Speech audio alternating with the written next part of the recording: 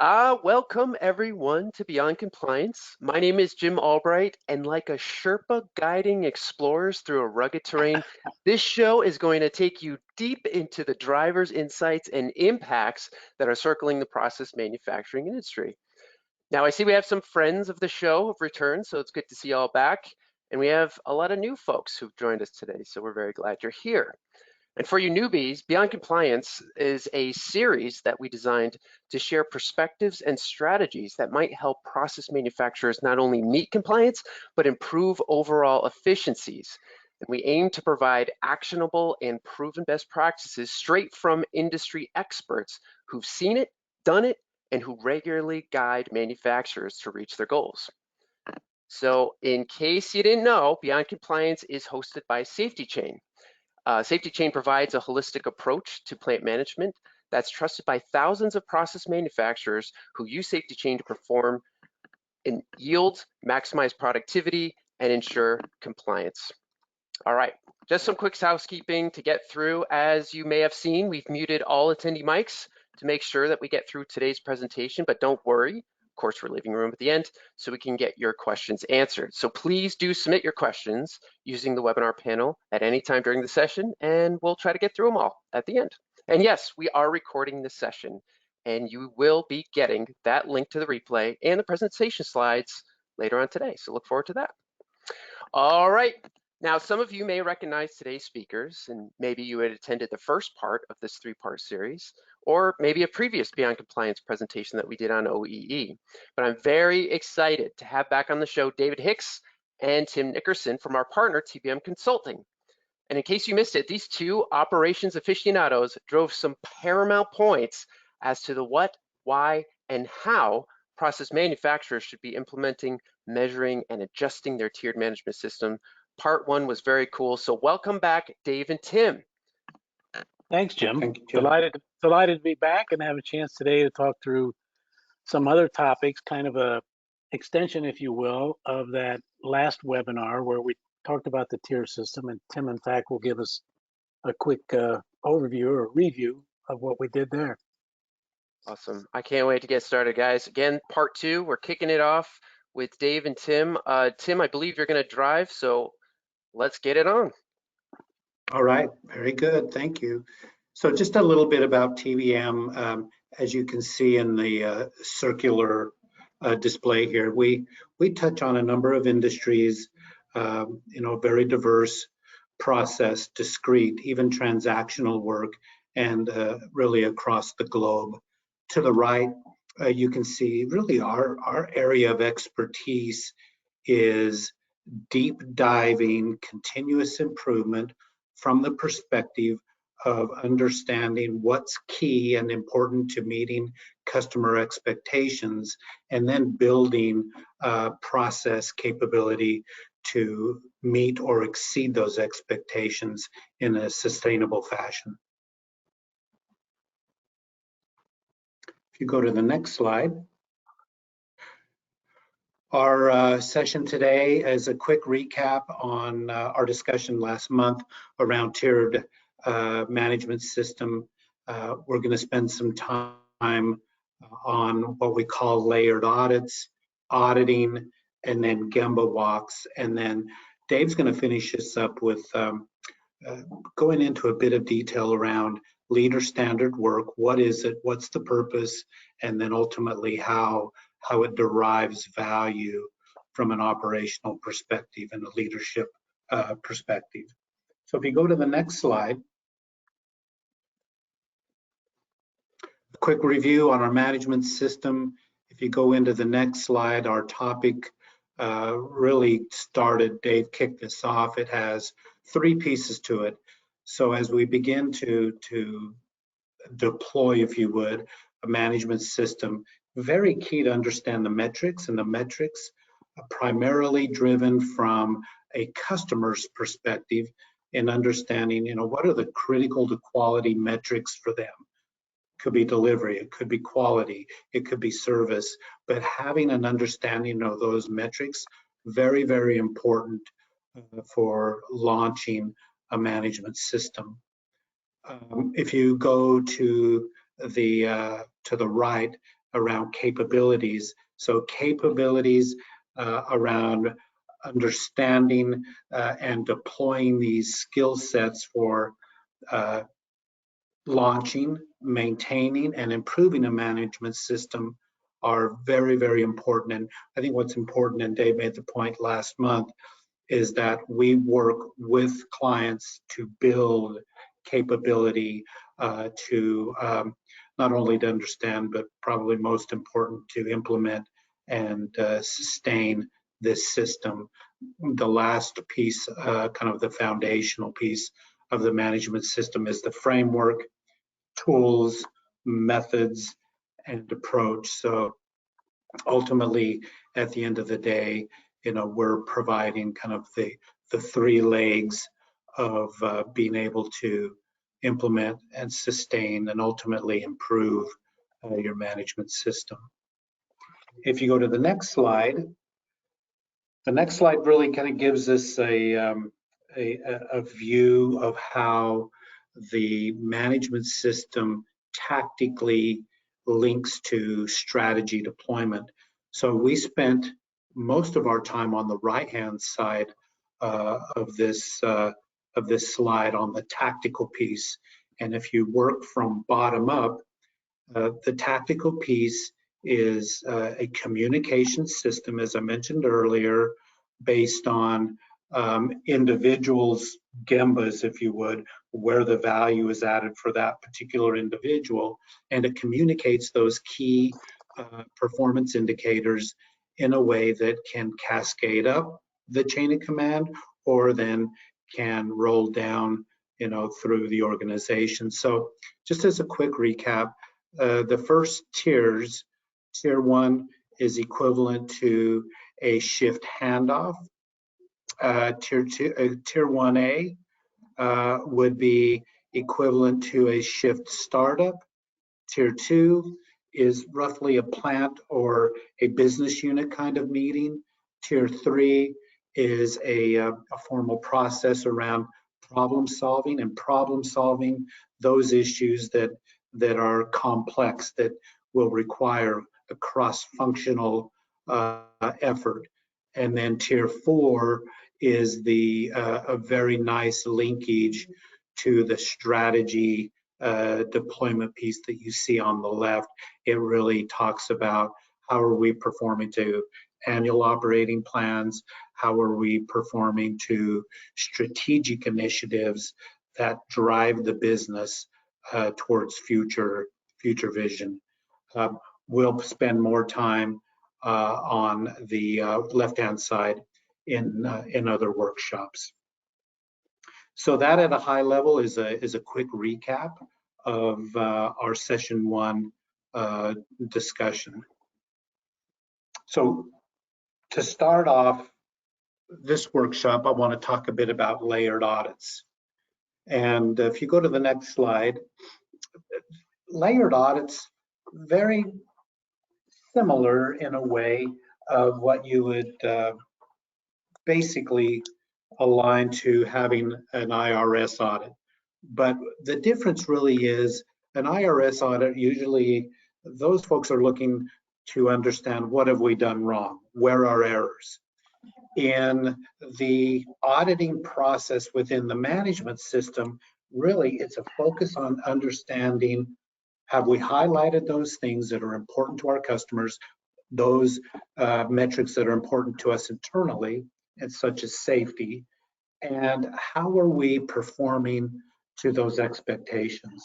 The audit also serves as a tool to really help us sustain improvement gains by making sure that what were classified as optimal behaviors and practices, that they're being carried out as previously planned. The audit process also is owned by leadership.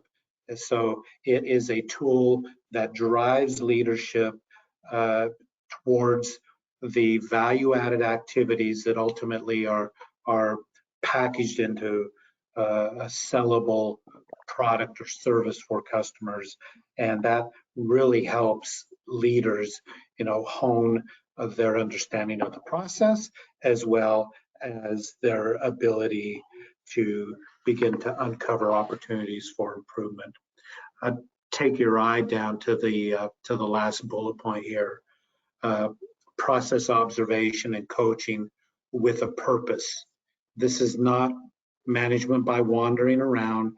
The audit process within the management system is very focused on understanding process, providing opportunities to coach if there are any deviations, and then having an ear and an eye open for improvement to that process. If you go to the next slide,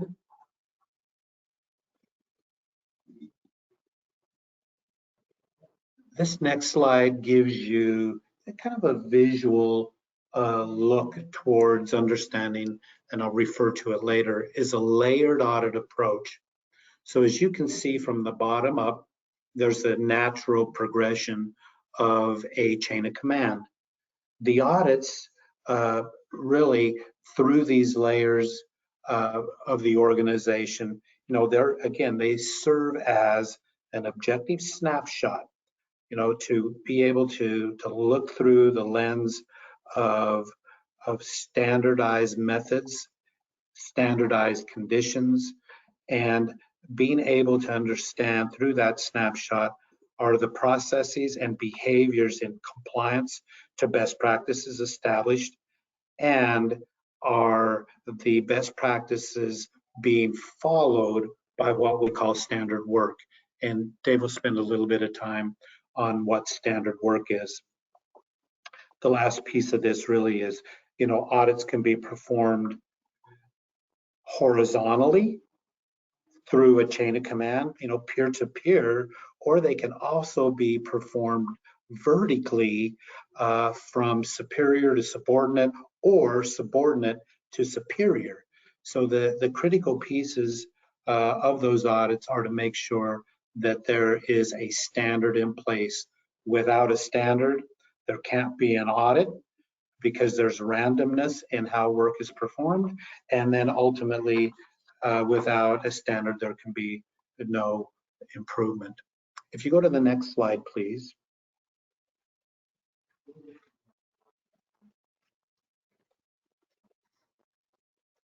When to perform. I reach back to the IRS audit. Those IRS audits come to us when we're least expecting us, and they may be an audit from 3 or 4 years ago. Good Lord, I don't remember what I was doing yesterday. But the layered auditing process is performed on a regular basis. It's performed at a predetermined frequency. And really what this is, it's a focus for leadership to really begin to establish the culture around the discipline of following routine methodology in a standardized environment. And what it really does as well is it gives an opportunity to provide inputs to those who are performing the value-added work, as well as leadership to receive feedback on opportunities that those individual contributors see as opportunities to improve. And this is really done face-to-face, eye-to-eye, and it's a great way for leaders to grow, to show empathy, and to also hone their coaching skills. So that's the benefit of performing these layered audits. It gets people from throughout the chain of command interfacing eye to eye. So that's kind of the high level look at the auditing process. The next piece, we go to auditing of the shop floor. So if you go to the next slide, please, Jim. In the recap, we talked about the tier system. In the recap, we started at the bottom with a tier 1 meeting, which would be a shift handoff, a tier 1A, which would be a shift startup. So if we stay in the tier 1, tier 1A, tier 2 plant level, you know, what we see is not only the ability to look at standard work, which you see on the bottom here called monthly action plans, but then we can also see at a glance what is important to measure within this particular process. So we've said the tier process, really it's designed to track, to measure, to create countermeasures when target is not achieved, and then to problem solve when there is a history or a trend of target not being hit. The audits also serve as a mechanism to drive continuous improvement. And then in this example, you can see it's very, very visual. Red, yellow, green. We try to recommend not to use yellow because then we have to discern, you know, how close are we to not meeting target versus how close are we to meeting target. What we try to do is really keep it as binary as possible. Red, we have an issue or target not met, or green, we're doing great. Last piece of this is a reminder, the audit process and associated improvements that are an outcome, again, responsibility of leadership. And not only the responsibility of leadership to maintain and to execute the audit, but then to involve all relevant personnel, including fresh eyes, into the improvement process when we have trends of targets not being achieved. If you go to the next slide.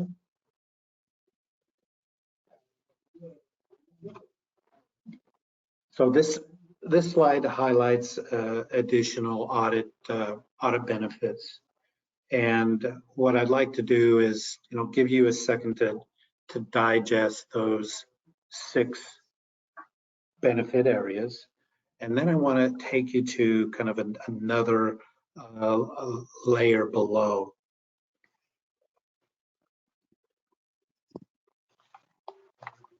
So when we think of auditing, and we say that the foundation of the audit is based on established standard work that identifies best practices. Audits in this fashion, they remove the subjectivity from audit findings. They avoid personal attacks. They avoid ambiguity on what's being addressed or critiqued. And it allows a leader to coach based on a consensus of what's been determined of optimal behaviors outlined in standard work. So what's really nice about the benefit of getting into a routine audit methodology, it drives out subjectivity and ambiguity, and it really has a laser focus on improving behaviors, methods, and conditions that have been set out originally to meet customer expectations or to provide a safe and healthy work environment. If you go to the next slide.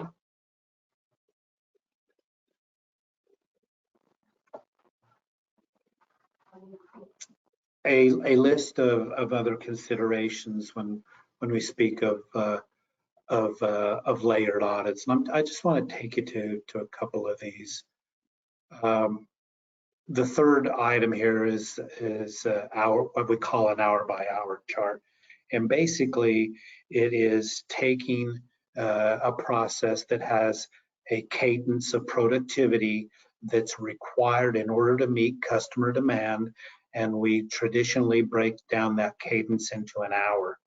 And that hour is broken up into a finite amount of units that are required to meet customer demand. If those units aren't produced in that hour, we can see immediately that we have an abnormality.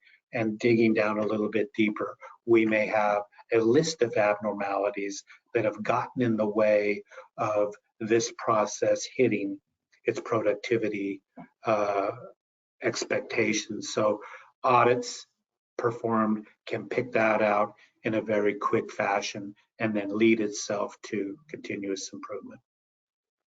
You go to the next slide.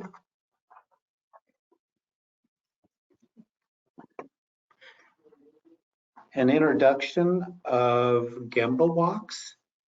And the next slide kind of gives us high-level definitions. So be thinking of Gemba as an actual place. Another way of thinking of a Gemba is your world that is specific to your value-added activities, and value-added activities, those actions that transform information or data from one state to another, which is closer to what the customer expects. That is the Gemba. The Gemba, again, is a way of understanding and isolating where value-added activities take place. As you scan through this slide, you can see that there are many definitions. But I think just a takeaway from this slide is, where is value added? It could be transactional, it could be within a continuous process industry, or it could be a discrete industry. But taking away, the Gemba Walk is visually going to the area and being able to understand, is this work being performed correctly the first time without error or waste? Is it transformative in nature? Is it changing fit, form, or function?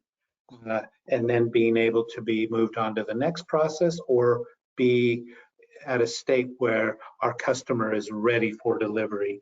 And lastly, a value-added activity within the Gemba is a task or activity that our customers are truly interested in paying for.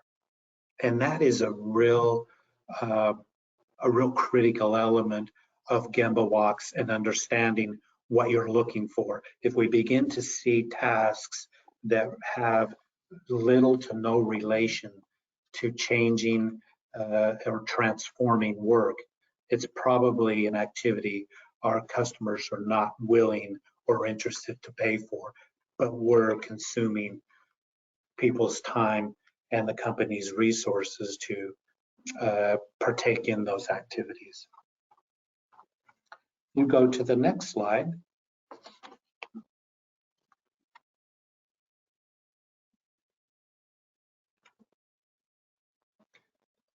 The very first bullet point is great, and I think it really speaks to the heart of Gemba Walks. Gemba Walk led by a leadership team member or mentor. It's literally a scheduled walk through an area of responsibility with a purpose. So we're not there to ask, hey, Jim, how are the kids? What are they going to be dressing up for during Halloween? Though there are times where that's appropriate.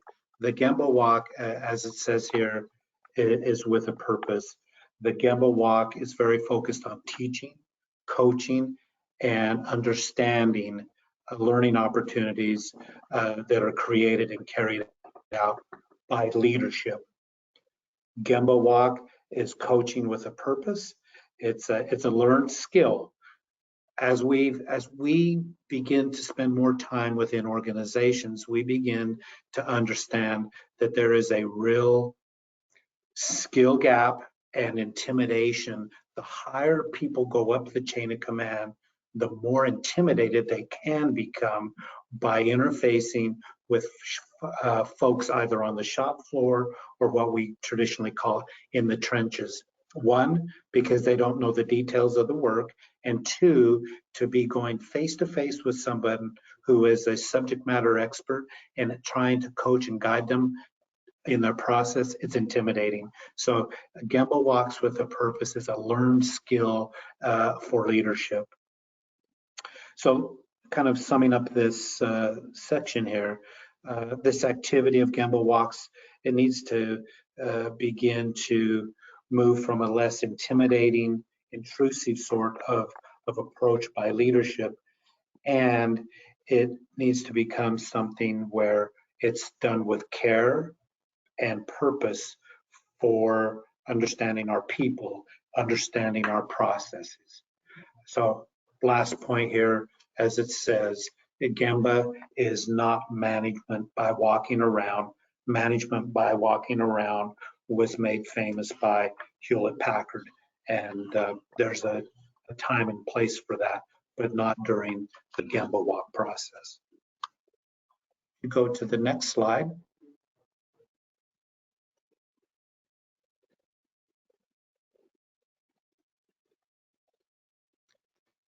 Really, this slide, to conclude, Gemba Walks are a discipline methodology of getting leadership out of the office, providing opportunities to interact with process owners in a way that demonstrates care and priority for both people and processes.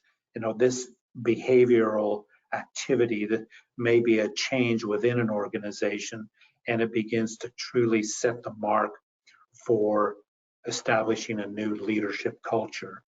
And the last bullet is really it really has an impact personally. Models desired behavior, the Gemba Walk does, and ensures accountability.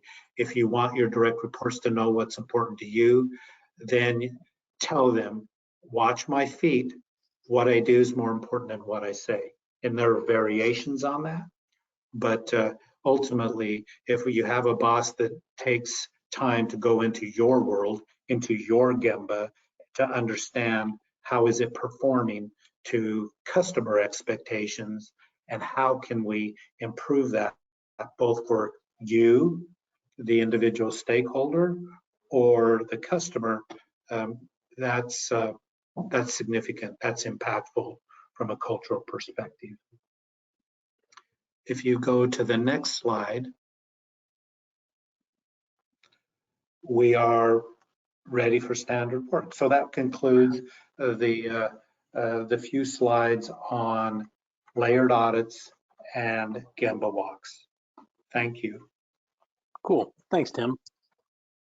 So I think, if I remember correctly, when we did last month's webinar, we did a polling question, and I think it was like 60% of the respondents said, we spend way too much time firefighting every day.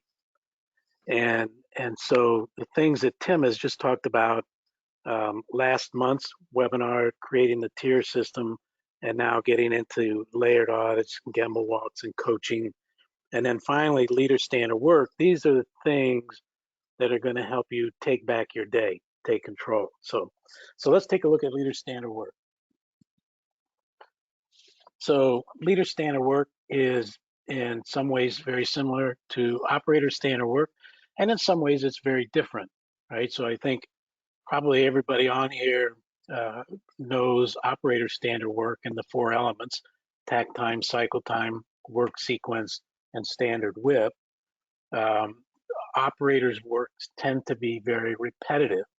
So in our work sequence, we say things like, perform this operation takes X amount of time, perform the next operation takes Y amount of time, and then you repeat it, right? So it's very repetitive. So operator standard work, I like to think of as being very prescriptive. Leader standard work, similar in that if you look at that very first bullet, it identifies the activities that we need to perform, but it's different in that our work isn't necessarily quite as repetitive, and things don't necessarily have to happen in a certain sequence. So while yes, it does tell us that, here are the things that we got to do, it doesn't say you got to do this and it takes this amount of time, and then you go do this and it takes that amount of time. So it's more like if it's really the list of activities that we have to do. And I'll tell you what, if you're a list maker, you're going to love leader standard work. I've been a list maker all my life, so it was natural for me.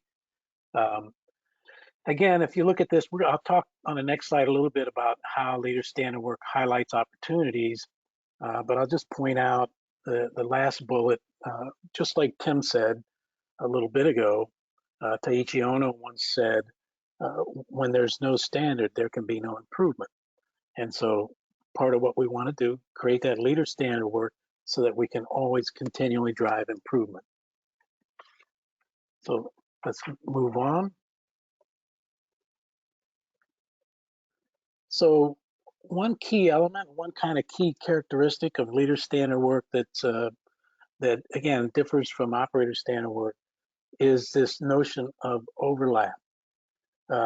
If you think about a typical manufacturing environment, you probably got a team leader who reports to a supervisor, who reports to a production manager, who reports to a plant manager. So if you think each of those roles have their own leader standard work, and if some of that can overlap, then you build into your day that layered audit that Tim just got done talking about. So it's very powerful in that respect, and we got a slide coming up that's going to do a good job of showing that. Now, the training and coaching opportunities with leader standard work, it's very similar to the phrase on the last slide, and so let's talk about that a little bit. How does leader standard work allow us to train and coach and improve? So if you think about this, pretend you're the supervisor in this factory, and you've got one or two team leaders that work for you. If you can find 5 to 10 minutes a day to sit down with each of them and review their leader standard work, you're going to start to notice things. You're going to notice activities that maybe don't get done in a timely manner. Maybe they don't get done at all. And that's going to give you the opportunity to have an intelligent discussion with people and say, okay, look, what do we need to do? How do we have to structure the day so that you can get these things done, right? So there's your coaching opportunity. There's your opportunity to drive improvement. And again, there's the opportunity to take back the day. So same thing holds true if I'm the supervisor and I'm going to meet with my production manager, let's say, probably not daily to review, although that'd be cool. I wish you could, but at least once a week, you sit down with your production manager and you review your own standard work. And guess what? Same thing's going to happen. You're going to find things that aren't being done, things that aren't getting done in a timely manner.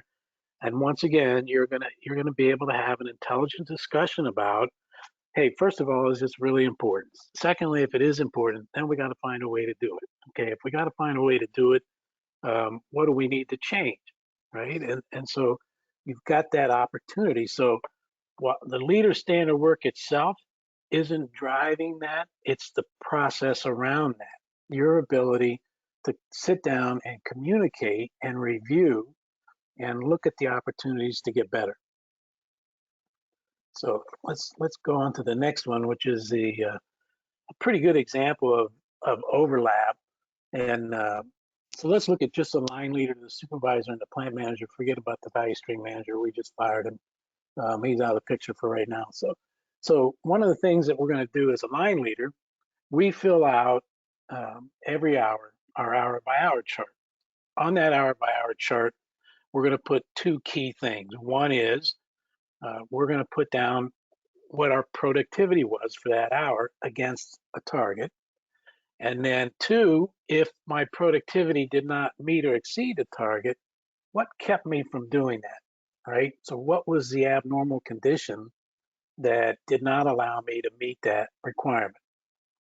Now, as a supervisor, you're going to spend time several times a day. You're going to review those hour-by-hour charts. And in fact, I always like to tell supervisors, when you do that, initial it, right? So if you're going at say the 1 o'clock hour to take a look at the hour-by-hour chart, put your initials right by that 1 o'clock time so that people know, one, that you were there and you looked at it, and two, you have seen the communication regarding the abnormal condition, and you now own that.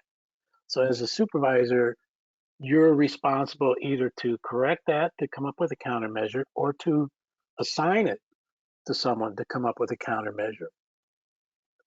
Now the plant manager is going to do walkthrough maybe a couple times a day. They're also going to look at that hour by hour chart. They're going to see abnormal conditions, and they're going to go to the supervisor and say, hey, how are we doing on those countermeasures? Are we on time? Is it effective? How's that going? So by creating this overlap in our leader standard work, we're getting that layered audit effect, and we're reinforcing the things that need to happen to drive improvement. So great example of overlap. I guess not much more to say there. Let's go on to the next one. So who all should have standard work? This usually gets a chuckle because, look, we think everybody should. Now, there may be some differences. If you think about it, as you move up the organization, the activities that you perform become a little less repetitive. So maybe there's fewer things that you can actually put into a leader standard work, but there are things that are repetitive. And so those are things that you want to capture and include in your documentation. So I'll tell you, if you've ever tried to implement leader standard work in an organization, you're going to get immediate pushback. Right? People are going to look at you cross-eyed and go, standard work? I mean, that's great for production operators, but not for me. I don't need it. So you are going to have to do some persuading, some coaching, some cajoling, some sermonizing, whatever, but you're going to have to convince people to give it a try. And when they do, I think they're going to find out that it works, and it works really well. So I'll tell you a story about a CEO that I worked with. Pretty good sized company, had a lot of plants, and we were having a discussion one day, and he was telling me, he said, man, I feel really bad. I want to get out to see the plants more often. But every time I try to schedule it and I get ready to go, something comes up here at the corporate office, and I can't make it, right? So we started having a discussion about leader standard work, and I explained it to him, and I said, maybe we ought to try to create leader standard work for you, and we'll put site visits on it. Now, initially, he wanted to go every week, but we said, well, let's start off. Let's just say once a month, you're going to make a site visit, because he hadn't even been doing that. So we put together the leader standard work. We included making a monthly site visit. We said, hey, look, if we get good at this, we can always increase the frequency. And lo and behold, all of a sudden he started making the visits. So the power of just writing it down, of having it on a piece of paper in front of him every day, really inspired him to make it happen. So I thought that was just a great example of the power of leader standard work. So let's go to the next slide. So what we have now, there's 3 slides in a row that, as Jim mentioned earlier on, you're going to get a copy of this, and you can certainly print these out and use it as a template. But I will tell you, if you're searching for a leader standard work template, go to Google, type in leader standard work template, and you're going to get inundated with different things, right? So typically what we'll see when we have leader standard work, let's say for a supervisor like this, although this one isn't set up this way, normally what I'll see is it's divided into 3 groupings. So it's something like before the shift starts, during the shift, and then after the shift ends. So if you've ever been a supervisor, you're going to go in well before your shift starts, right? What are some of the things you got to do? Well, you need to check to see who called off today, who's coming to work and who isn't coming to work. You're going to do your tier 1 meeting that Tim described earlier, where you do the shift handoff. You get informed from the outgoing shift about all the things that went on that may not be going quite right, and that sort of thing. And then once the shift starts, the first thing you're going to do is that tier 1A meeting that Tim described, the shift kickoff, you're gonna assemble your team and you're gonna review the key things for the day, and then you're gonna break the huddle and go. During the course of the shift, of course, you're gonna be doing all the things that you normally do, including checking those hour-by-hour charts. And then the shift will end, and if you have another shift coming on, guess what? You're gonna do another tier 1 meeting where you're going to pass on to the next shift. Here are the issues, here's what's going on. You're gonna set them up for success. And then usually after that, there's always paperwork, right? There's never a loss for paperwork. So normally, for a supervisor, before the shift, during the shift, after the shift. And then if you want to go to the next one, very similar for a production manager. And the third one is going to be for the factory manager. Same type of things, lots of space for notes and actions and stuff.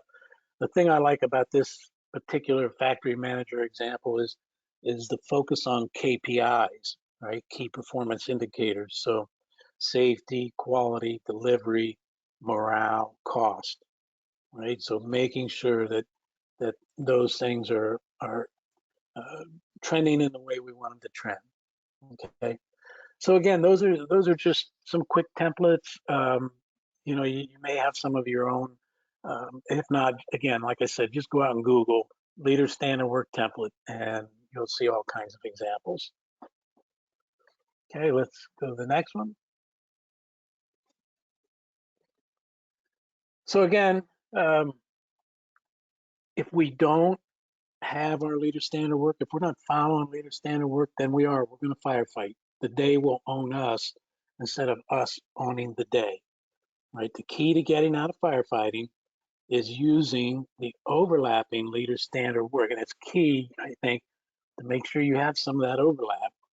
And that'll drive the behaviors aimed at continuous improvement. So just as operator standard work is the key for shop floor operators, Leader Standard Work is the key for the management team. As we follow that, as we follow our Leader Standard Work, our behaviors change, and we are continually reinforcing that continuous improvement. We take back control of the day. All right, I think we're ready for some questions. This was excellent, guys. Both of you did a wonderful job. Thank you so much for taking us through this, because I think and you nailed it, Dave, when you cited the poll question we had in part 1. Yeah, about almost 70% of the folks who attended our first part of the series said that they are struggling with firefighting. So, the day is not ideal. They need to find a better way of managing their processes. So hopefully we have some of those folks returning here today, and I learned a lot. I took a ton of notes. So let's dive in a little bit more.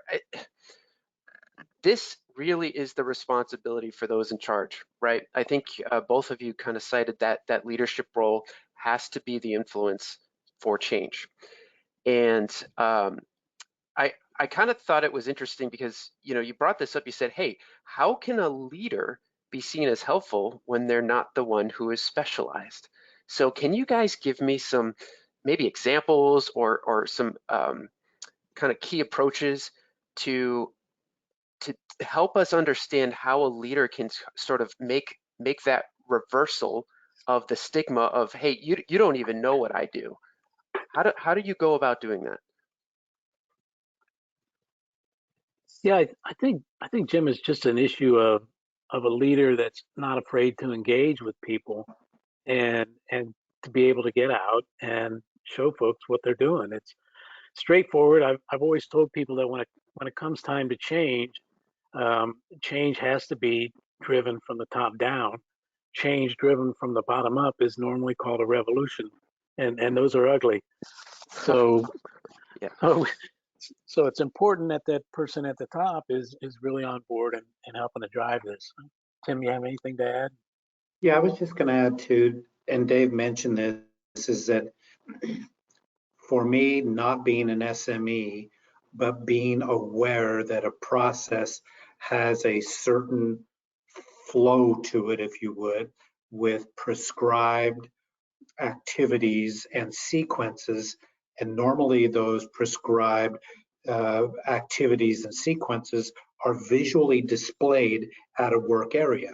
So as I'm going to audit, I can actually see what has been identified as best practices and comparing them to the actual practice of work. So that breaks down that barrier of me, feeling inadequate because I'm not an SME. I have something that I can refer to in the workstation. And that's what you meant when you said look through the lens of standardized methods. And it could go horizontal or it could go vertical. So you have somebody who's, let's say, an operator, could be kind of informing the leadership of certain process improvements or areas for improvement through the lens of this standardized approach. Exactly. So if they're not following the standardized approach, the quick question might be, well, talk to me a little bit about your current methodology, Jim. It doesn't look like you're following leader standard work. Why is that?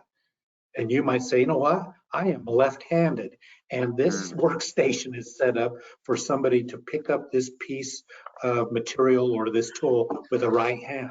So I've moved the work area to fit me. Okay. Interesting. Yeah, that's a great example. It just reminds me that you're empowering everybody, right? It doesn't matter who you are in the organization. Everybody sort of has that same level of visibility and can even contribute to the change, the process improvements that are needed. And this goes back to I think Tim, it was you who said it's all at the end of the day, it's really about the customer experience or their expectations. And as you're going on the Gemba walk, or if you're, kind of walking through and kind of looking at those audits, and you have to keep that in the back of your mind. How does this meet our customer expectations? And if it doesn't directly have a path to doing so, maybe it's not needed at all. And you can have those conversations. So I feel like there's a lot of really good stuff that you guys covered. It to me, it seems hard to get everybody aligned around this. I think Dave, you had said it's sort of a cultural shift, a change.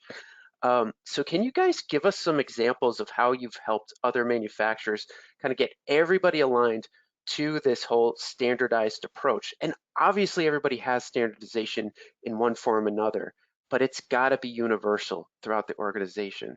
So can you walk us through some of the biggest, we'll say, roadblocks, challenges that people might have in implementing this? Maybe they just don't know what they don't know. Maybe it's some folks holding on to past processes that say, hey, if it ain't broke. So Jim, I like what you said about, they don't know what they don't know. And all these things that we're talking about are things that, you can't show somebody a few PowerPoint slides and say, okay, go do it, right? And that's why we as an organization, when we work with clients to do this, we do one-on-one coaching and mentoring. So, we will have an educational part of it. So we do a workshop where we go through all these concepts, but then we spend several weeks working beside people out on the shop floor, supervisors, team leaders, production managers, teaching them how. If I have to lead a tier 1 meeting, we'll teach you. We'll do it the first time for you, and then the next time you try it, and then we'll coach you on it. And we do that for several weeks. And I think that's the only way that you can really truly get people to understand what you're expecting and to do it. And even then, after you've done that for a few weeks, there's still a period of time where folks kind of go through the motions, and that's natural. We just got to do it, and then at some point it will click, and then they take off with it. But that one-on-one coaching and mentoring to me is critical. Yeah, the example you gave around the person who wanted to go visit the sites, that was a good suggestion, right? Let's start small and work our way towards the bigger goal. And I'm wondering, because you had made a point earlier, how do you persuade sort of upper management, the value stream managers and the executives to incorporate standardized work? And that's a great example of how it works. So what are some of the, I guess, issues that have arisen in terms of, we'll say upper managers and leaders, do they see the value of standardized work in their roles? And B, if so, is it really kind of more difficult at that higher level for them to get a standardized process into their daily routine? So I'll tell you my experience, and then Tim, you can jump in as well. But I typically, uh, this is like a lot of things. The folks at the very top of the organization get it, and they don't take a lot of persuasion.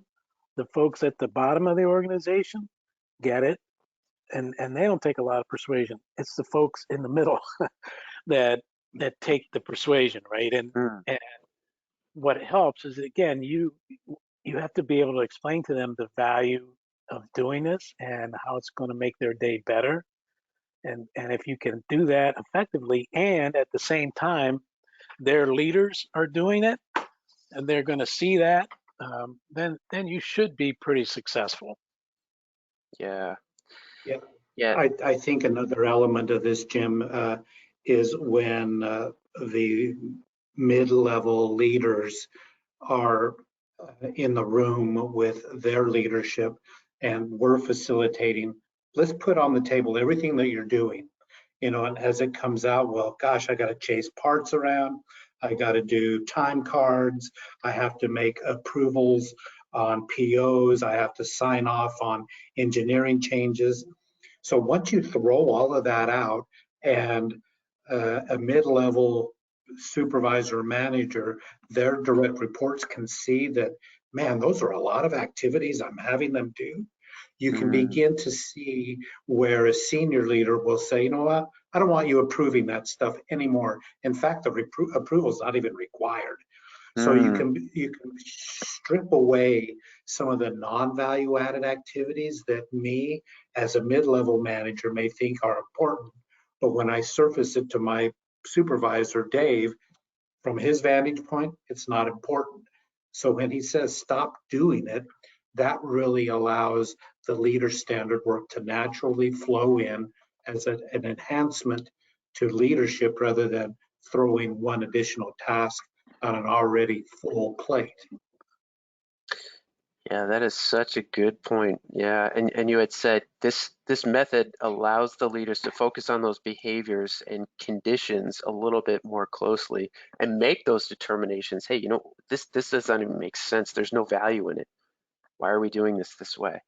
And I wonder, and this is not to put you guys on the spot, but if you had to guess, make an estimate, what is the percentage of tasks that you find folks doing that are just throwaway tasks? Like they're just not needed to get from point A to point B. Maybe that's a trick This question. is fresh. So it's a good question. This is we, fresh on my mind because I was at a factory last week and we were going through this specific workshop, and we were working with the direct reports to a plant manager. So they would be equivalent to um, work area supervisors and managers. So we probably came across with 10 to 15% of Mm, tasks that were unnecessary, from checking inventory to going in and being on an email distribution list that they didn't even need to be on. right. So, and they would click on it because that's what you do. So probably on a conservative but realistic end, maybe 10 to 15% of tasks could be deemed in that example last week as non-value added tasks that weren't job essential. Yeah. Yeah. I mean, that's significant, 10 to 15% of your time back in the Yeah. day. That's significant. What are other factors of firefighting? Um, you know, when you hear that term, and you don't take it literally, we're not actually fighting. Well, maybe some people are, I don't know, but it just means you're more reactive, right? It's taking you away from Yeah. the strategic goals, and you're just every day is becoming an exercise and just trying to accomplish what you need to accomplish, but you don't know what you're walking into every day. You're just fighting those fires. And this standardization approach helps everybody kind of ease off that, because you're going to be able to more easily identify potential issues and obviously eliminate some of that, we'll say non-productive processes. What else? What are the other approaches for eliminating firefighting that you guys could recommend here? Things that you So see people doing all the time that, that it's just, it hasn't clicked. yeah, What's so going on? I think something everybody can do is we do an exercise with clients that we call a day in the life of. And it's simply like, okay, let's describe your day. What, tell me in percentages, what are you doing? Like going to meetings, doing reports, da da da da da. And then sit down and look at those things and go, all right, how many of these things contribute to the direction the company wants to go, and how many of them keep me from contributing to the direction of the company? So if I'm a supervisor, uh, I would say the vast majority of my time needs to be out on the shop floor. But if I do this exercise, a day in the life, and I find out that holy cow, I'm spending so much time doing reports and doing meetings and things like that that I'm not getting out on the floor, then how effective can I be, right? And so it's a very simple exercise to do. It's kind of difficult to do by yourself, but if you have somebody kind of walk you through it, then it can be a lot of fun, and you can find those areas that, as you say, that are just keeping you from being as productive as you can be. I like it. It's like going to the gym with a buddy, right? If you There have you to go go. to the gym and you just don't feel like working out today, having that buddy to push you through, like, hey, believe me, you're you're gonna be better off. Let's go and do this. I love it. All right, gentlemen, I was hoping that you could give us a little sneak peek of part 3, which is coming up in a couple of months here in November. Dave, Tim, Sure. any little quick teasers you'd like to tell the Yeah, folks? we're gonna continue. If you go back to that very first slide that Tim had reviewing when we talk about the 3 elements of the management system, and we've been talking about the different capabilities, right? So the framework was discussed at the tier system. We've been through that. Now we're doing capabilities. What capabilities do we need to have to be effective working within that framework? Okay, leader standard work, layered audits, Gemba, and then we're going to continue that discussion next month when we talk about abnormality management and problem solving. And so we'll get into they sound very similar, and they are kind of 2 sides of the same coin, but we'll get into what the differences are and talk a little bit about problem solving, which usually is an area that most places we go to, people uh, just, I mean, they all tend to agree that they're not as good at problem solving as they need to be. Yeah, that's sort of like on the spot problem solving, being able to That's right. quickly see the trends, the issues right there, and then know Yeah. how to fix it. Awesome. All right, I'm going to flash your contact information here because we are actually out of time. Don't forget, everybody, we'll be sending out this presentation. The recording will be in your inbox later today, along with the presentation slides. Dave, Tim, you both are superheroes. I really appreciate you spending some more time walking us through this. This is very important stuff. So I'm looking forward to next month. Obviously, anybody that has questions, you can see the contact information for both Dave and Tim right here. Any other questions around Safety Chain or what we do, you can hit us up at safetychain.com. Otherwise, I think we had a great session today. Thank you, everybody. Thank you, Jim. Thanks, appreciate it. All right, we'll see you next time on Beyond Compliance. I hope you all have a good rest of your day. Take care.